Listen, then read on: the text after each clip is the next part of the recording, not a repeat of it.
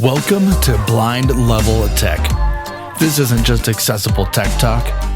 This is technology on a whole new level.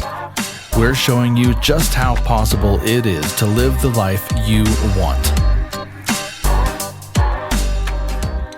Hello, everybody, and welcome to another episode of Blind Level Tech. I'm your host, Evan Starnes. Now, last week, we had Neva Fairchild on to talk about WayAround and what it is and how it works. And they have, I'm not sure if I'd say recently, but it seems like fairly recently, started also branching out into public spaces as well as kind of a more like an indoor navigation and identification solution. So this week, once again, we are joined by Neva Fairchild. And yeah, I guess welcome back to the show. And thank you, Evan. I'm glad to be back. Indeed. And transparency to you guys, to the full audience. It's still the same day that we're recording these. So nothing's changed. That's why I haven't said like, how are you doing? Because it wouldn't be very genuine now, would it? No. Nah, I suppose not. So yeah, last week we talked about what WayAround was, for a consumer, as far as identifying cans and clothing and the Waylink.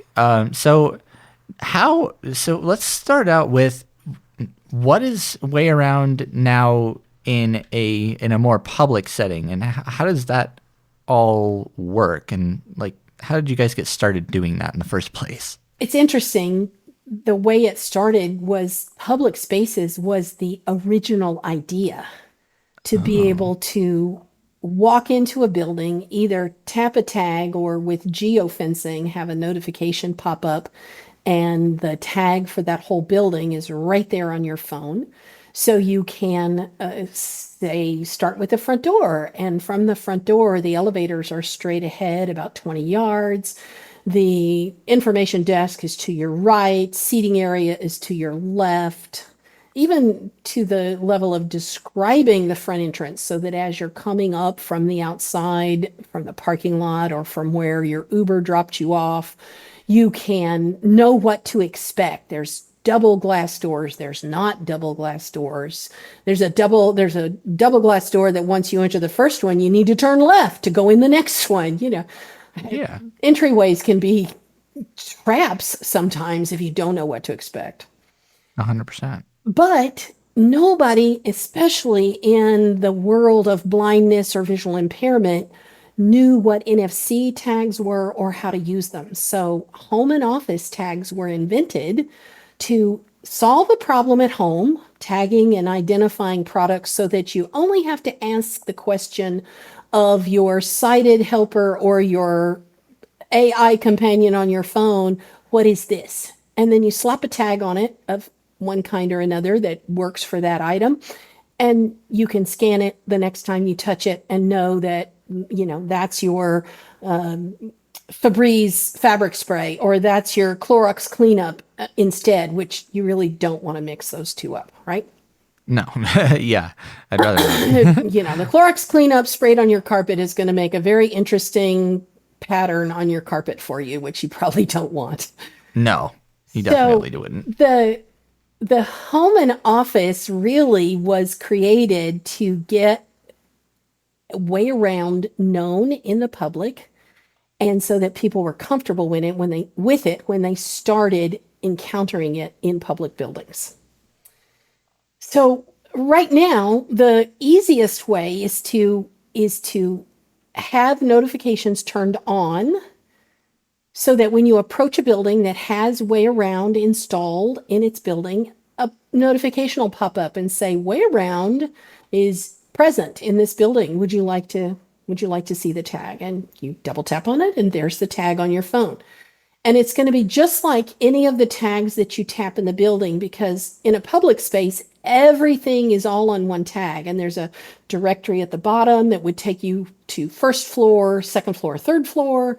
Or there's a directory at the bottom that would take you from the let's say the clinic to the lab to know all of the different aspects of the building, to Mm. the level that you would even have information about if you were in a medical building, that there was a pharmacy on the third floor, that there's a coffee shop on the first floor. Some of those things that are pretty invisible to those of us who go into a building for the first time without sighted assistance to remark, hey, there's a coffee shop. Hey, there's a pharmacy, that kind of thing. No, absolutely. And so we've already discussed some examples and use cases for this kind of product, because it is usually, if you go into any new public space as a blind person, your goal is to just get done what you need to get done, and all of the extra stuff is just a bonus item. So I think this is basically opening up. It's a good way to open up your world in a sense of knowing all of the amenities and accommodations that you can expect to find at a place. I was thinking too. So, I imagine you'd see the central WayAround tag, when you walk into a building, and then I imagine you'd see some on like elevators and elevator buttons and stuff. And usually that type of information is displayed in Braille as well. Unfortunately, people that lose their vision later in life, or even nowadays, and this is a huge touchy topic, but Braille is not exactly being taught in as much. So do you think this could be maybe a good, like, definitely not replace, but a good like substitute for that technology? I do believe it is. It augments the Braille that's there, because there's no way you can put enough Braille on a sign to fully describe the elevator lobby. Okay.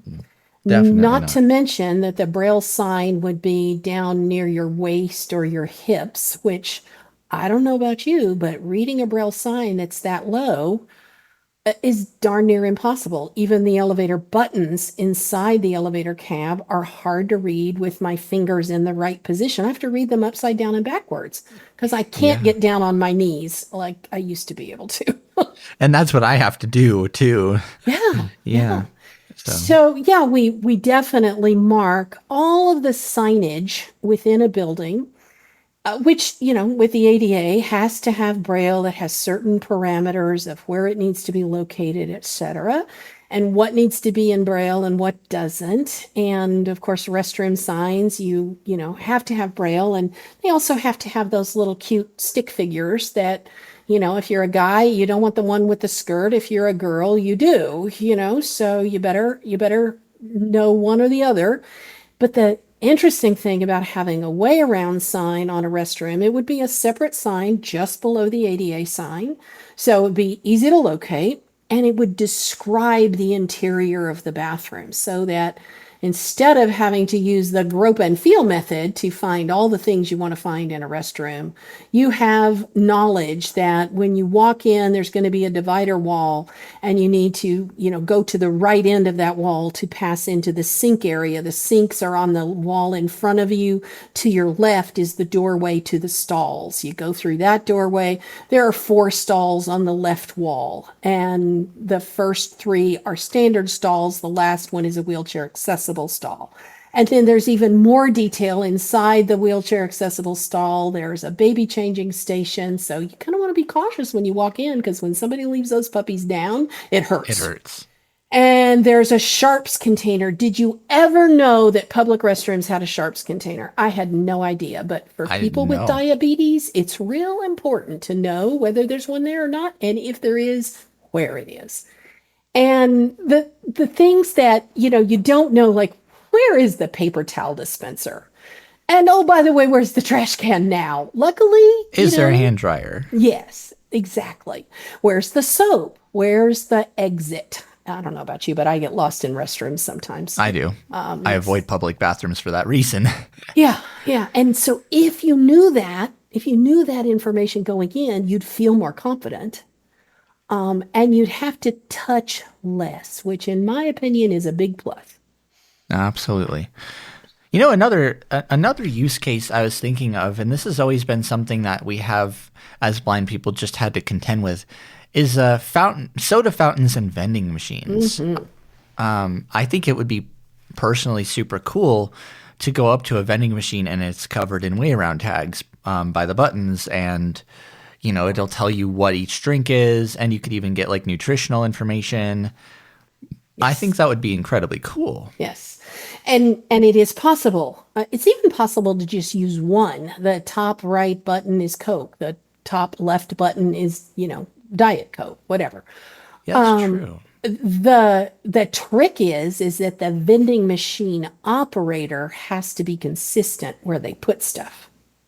And that's the one downside, is that we are effectively relying on the mercy of people to maintain this kind of equipment and Correct. ensure that it's still kept up to date and if they relevant. had to move something, let's say they couldn't get Mr. Pibb this week. Oh, darn, what a shame. Right. And they were going to substitute Mountain Dew. It would be super easy to change out or edit the WayAround tag, but they would have to commit to doing that to make it truly accessible.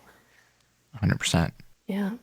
The other thing that's interesting is that collections of art and museums artifacts are so perfect for WayAround for public spaces, so that we have the same information that's available on the wall. Okay.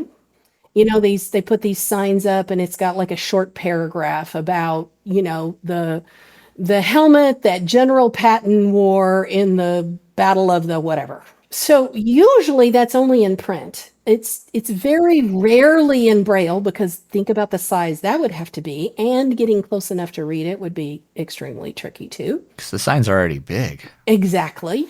And so if there's a WayAround tag, not only could you have that in Braille by using your refreshable Braille display, you could have links within that tag that take you to a video about General Patton or about the artist of this painting that you're standing in front of, with a full verbal description that doesn't fit on a 3x5 card, that really describes, like an audio described explanation of, the Mona Lisa, or I don't know, the lilies or whatever. Yeah.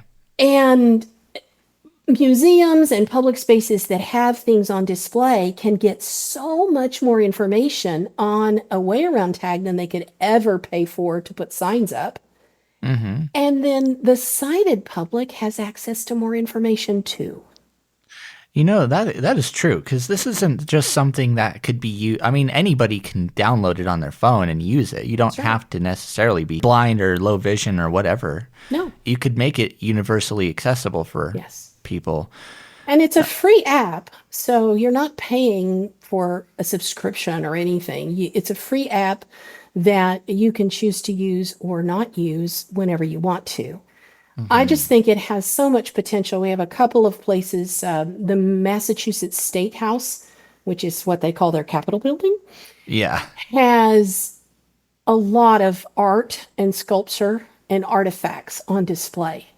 And they are putting WayAround in for accessibility. But I think it will go beyond accessibility and to full inclusion of everybody having access to more information than just what can fit on a sign. Absolutely. And let's say I was a company and I wanted to integrate WayAround into my building. How would I go about doing that? You would call us or send us an email at 888-898-4465 or info@wayaround.com. And we would talk through what your idea of what you want to do is, and explain how relational orientation will also help people who are blind to get from your front door to their destination within the building. And let's say I'm going to the third floor to a new doctor. I get to the third floor and, my app would tell me rooms 100 or 300 through 315 are to the left, and 316 through 330 are to the right. and the men's restroom is here and the women's restroom is there. And from where I am, it gives me relational orientation so I can find those things. And we would just work through it with you and work up a proposal. The WayAround public tags are very different from the home and office tags in that everybody can read them. The home and office tags, only you with your personal WayAround account can read your tags. Oh, that is So, interesting. If you come to my house and you're going to help me cook breakfast on Saturday morning, I am happy to let you log into my account so you can read all my tags in my kitchen, and you can find the crushed pineapple on your own, and you can find the cinnamon spice on your own. But for the most part, nobody else needs to read my tags. Yeah, that is fair. Okay. It'd be the same with like a pen friend. If I went with my pen friend, it would just show up as blank tags. And I imagine that would be the case here with my phone. It would, if I tried to scan away an existing WayAround tag with my account, it would probably just say, "Do you want to assign text to this tag?" No, or something like that. It would just say blank tag. Blank tag. That's interesting. That's actually a question I didn't even consider asking. Is like the difference between public WayAround tags versus I've been calling them consumer use WayAround tags because it's more of a publicly it's a public database. That's right. Opposed to. And nobody in a public setting, like I read a sign and I say, well, I don't want this to say women's restroom. I want this to say ladies' restroom, right? Yeah, I can't change it. that's good. Only the administrator of the portal that every company has into their own tags can change it. And they can change it on the fly. So let's say, John Smith just got a promotion and he's moving to another office, and Mary Jones is moving into his office. The administrator just changes within the portal the information that's associated with those particular tags for those particular offices. And they can do that from the beach in Fiji, and boom, now Mary Jones says Mary Jones and John Smith says John Smith in their new offices. That's awesome. Without having to be physically present in the building and go tap a tag or whatever. Right. It's all because it's all cloud. It is. It's all cloud, and all of our home and office tags are stored in our cloud space. Okay. So you're not using up your iCloud space or whatever cloud you're using. I was wondering about that. And that means that when your phone breaks, or you lose it, or you just want a new one, all you do is open up the WayAround app, log back in if it logged you out, because of depending on how your phone company transfers stuff. Sometimes you have to, sometimes you don't. Yep. And it downloads all those tags right to your phone again.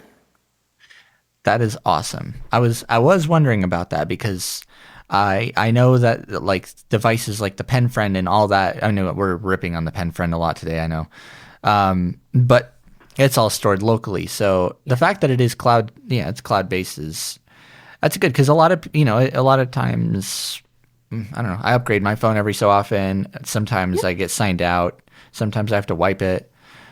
Plus, I was thinking too, and this is actually something I didn't even think of saying in last week's episode, is like if you have an iPad and you only have an iPad, and cause some people just have an iPad and they have a flip phone still, you'd still be able to have your tags and the WayLink. You have to use the WayLink because the iPad so far does not have an NFC reader. I do know people who have bought other kinds of tablets who do have NFC readers, and it works just fine.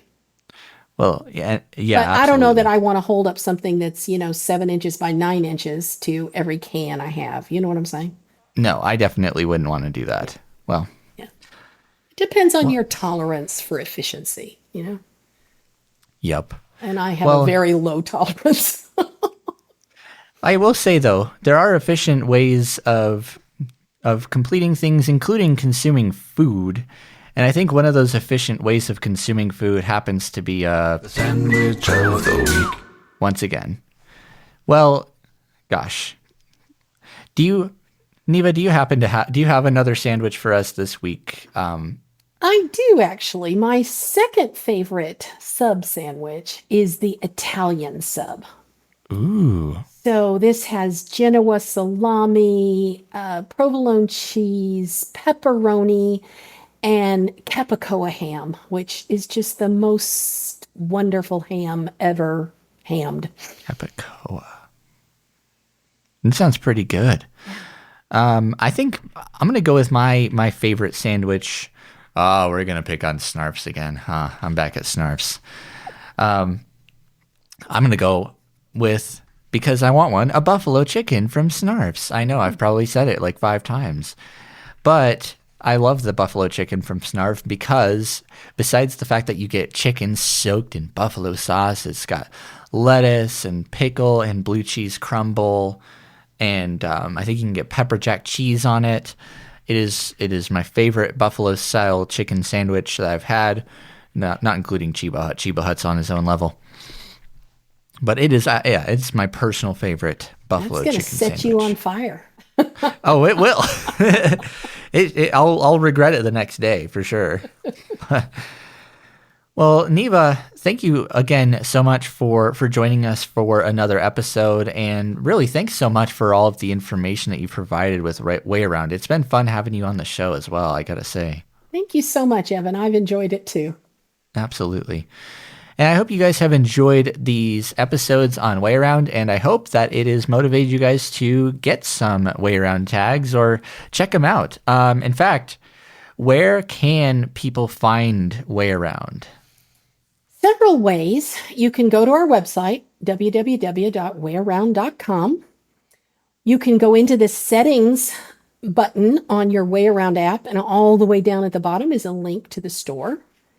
Or you can get them from your favorite catalog, LS&S, Independent Living Aids, Maxi Aids, AT Guys, lots and lots of distributors carry us. That's awesome. I do want to mention that if you're coming to the ACB National Convention this year, we will have a booth, and the Blinded Veterans Association is also meeting there, and they are having all their rooms tagged for their meetings and sessions, and we're hoping ACB is going to do the same. We don't know yet. But the beautiful thing is that if you're a veteran and you have a VIST coordinator, you need to get one if you don't, and you can talk to them about getting WayAround through the VA to help you with independence at home. That is awesome. Very, very, very cool. Well, goodness, Neva, thank you so much for joining us, and hopefully we'll have you on for future episodes. I know we have a whole discussion about Braille and stuff that we haven't even had yet, so it sounds like we might have you back on in a future episode or two. I don't know. I'd love it. Absolutely. Well, and if you guys love this show, or if there's anything that you would love to see improved, or in any additions or suggestions, comments, whatever feedback you might have for us, we want to know and we want to hear your feedback. So go ahead and email feedback@aftersight.org or leave a voicemail at 720-712-8856. Thank you guys so much for listening to another episode of Blind Level Tech. I have been your host, Evan Starnes. Plug in your devices, and I'll catch you guys again next week.